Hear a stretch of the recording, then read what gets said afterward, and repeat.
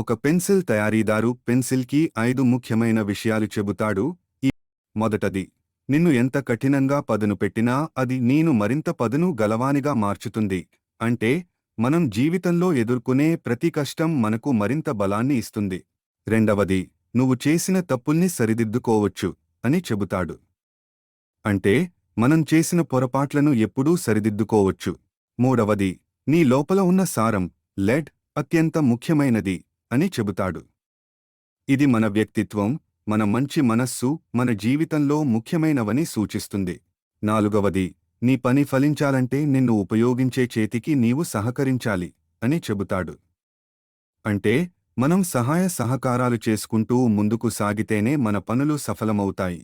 చివరగా, నువ్వు చివరకు ముగుస్తావు, కానీ నువ్వు చేసిన గుర్తులు ఎప్పటికీ గుర్తుండిపోతాయి. జీవిత పాఠాలు. Please like, share and subscribe.